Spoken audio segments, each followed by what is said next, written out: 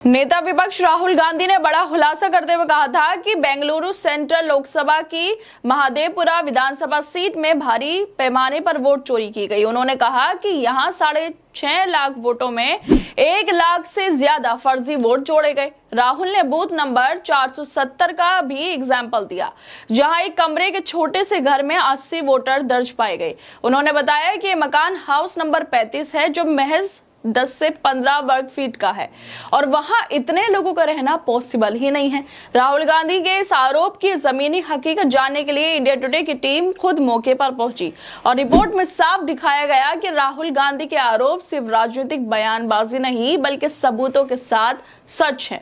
जब मीडिया की एक टीम जाकर ये सब देखती है तो भारत का चुनाव आयोग अब तक क्या कर रहा था?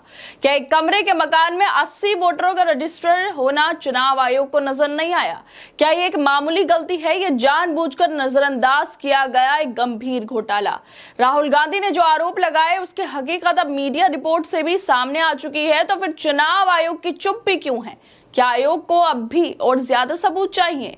जब राहुल गांधी ने सबूतों के साथ वोटर लिस्ट के फर्जीवाड़े को उजागर किया तो चुनाव आयोग ने उनसे हल्फनामा मांग लिया, लेकिन खुद इस गड़बड़ी की जांच क्यों नहीं की? जब बीजेपी समर्थकों के मकानों से ऐसे फर्जी वोटर निकलते हैं और उन्हीं इलाकों में बीजेपी को भारी बढ़त मिलती है तो सवाल उठना लाजमी है कि क्या चुनाव आयोग भी इस खेल का हिस्सा बन चुका है? दरअसल राहुल गांधी ने बेंगलुरु सेंट्रल लोकसभा की महादेवपुरा विधानसभा सीट को लेकर बड़ा खुलासा किया। उन्होंने आरोप लगाया था कि सीट के 6.5 लाख वोटर में से 1 लाख से ज्यादा वोटर फर्जी हैं, यानी सीधी भाषा में वोट चोरी की गई। उन्होंने कहा कि एक कमरे के मकानों में दर्जनों फर्जी वोटर रजिस्टर किए गए। उन्होंने बूथ नंबर 470 का एग्जाम्पल दिया, जहां एक छोटे से घर में 80 वोटर दर्ज थे। इस मामले की हकीकत जानने के लिए इंडिया टुडे की टीम खुद उस पते पर पहुंची, हाउस नंबर 35, मुनि रेड्डी गार्डन, बेंगलुरु, जो एक बेहद छोटा मकान है, मुश्किल से 10 से 15 वर्ग फीट का। इस वक्त वहां दीपंकर नाम का एक फूड डिलीवरी बॉय रह रहा है, जो पश्चिम बंगाल से 1 महीने पहले ही आया। दीपंकर ने साफ कहा कि उसका इस पते से कोई वोटर आईडी नहीं है और उसने उन नामों को भी नहीं पहचाना जो इस पते से वोटर लिस्ट में दर्ज हैं। इस मकान के मालिक हैं जयराम रेड्डी, जो खुद बीजेपी से जुड़े हुए हैं। उन्होंने सफाई दी कि वो सिर्फ समर्थक हैं, कार्यकर्ता नहीं। उन्होंने ये भी कहा कि पहले कई किराएदार इस मकान में रह चुके हैं जिन्होंने अपने वोटर इस पते पर दर्ज करवा लिए। अब वो लोग कहीं और शिफ्ट हो चुके हैं, लेकिन उनका नाम आज भी वोटर लिस्ट में बना हुआ है। रेड्डी ने यह भी बताया कि कुछ लोग चुनाव के समय आते हैं और यहां से वोट डालते हैं, जबकि उनका इस घर से कोई वास्ता नहीं रह जाता। इस पूरी रिपोर्ट से यह साफ हो गया कि राहुल गांधी के आरोप झूठे नहीं बल्कि उनके पीछे पुख्ता सबूत मौजूद हैं। उन्होंने बताया कि वोट चोरी 5 तरीकों से की गई। डुप्लीकेट वोटर, फर्जी और अमान्य पते, एक ही पते पर दर्ज बड़ी संख्या में वोटर, अमान्य फोटो और फॉर्म 6 का दुरुपयोग जो पहली बार वोट डालने वालों के लिए होता है।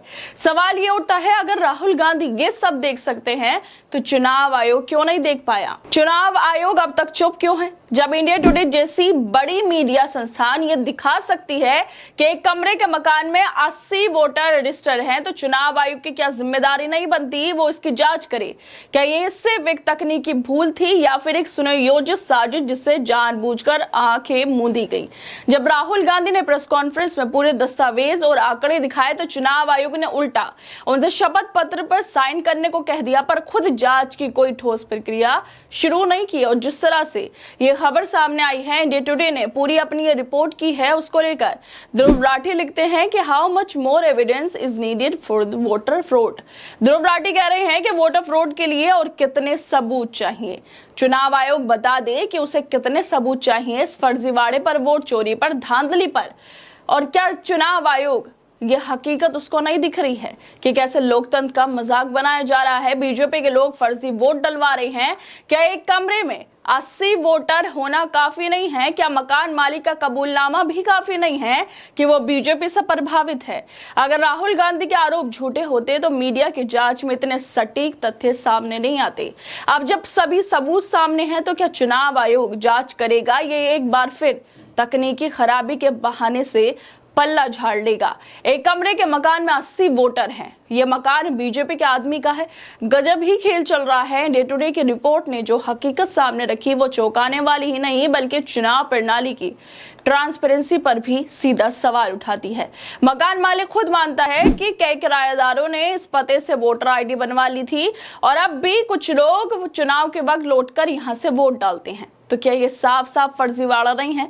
क्या ये कानून और मतदाता व्यवस्था का मजाक उड़ाना नहीं है जब मीडिया, विपक्ष, स्थानीय लोग, सबूत, बयान, दस्तावेज हर एक दिशा से गड़बड़ी की पुष्टि हो रही है, तब भी चुनाव आयोग की तरफ से कोई बड़ी कार्रवाई क्यों नहीं हो रही? क्या आयोग को अब भी और सबूत चाहिए या फिर ये मान लिया जाए कि फर्जी वोटिंग अब सिस्टम का हिस्सा बना दी गई है? खैर दोस्तों, आप लोगों को क्या लगता है? जिस तरह से डे टू डे की रिपोर्ट भी आई है, पहले राहुल गांधी ने इस फर्जीवाड़े का खुलासा किया और अब हकीकत में इंडिया टुडे ने भी इस फर्जीवाड़े का खुलासा कर दिया है, लेकिन चुनाव आयोग राहुल गांधी से ही उल्टे सबूत मांग रहा है, शपथ पत्र पर साइन करने के लिए कह रहा है, लेकिन उसकी जो गड़बड़ी है, उसकी जो नाकामी है, उस पर जांच नहीं कर रहा। आप लोग क्या लगता है इस वीडियो को लेकर? हमें अपनी राय जरूर दें और बाकी तमाम खबरों को देखने के लिए जुड़े रहिए हमारे साथ।